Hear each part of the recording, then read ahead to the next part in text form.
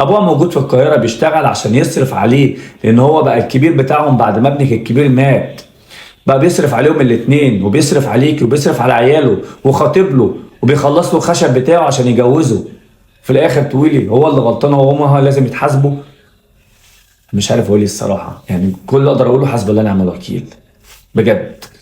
طبعا احنا عارفين مصير الاطفال ديت هيبقى ايه.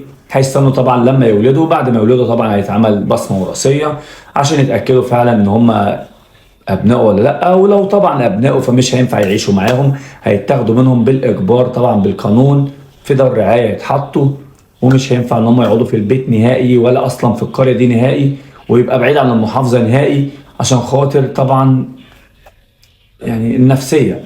وطبعا البنتين الاطفال دولت يعني لا حول بهم ولا قوه، ربنا يكون في عونهم. وهو طبعا مصيره معروف، المفتي.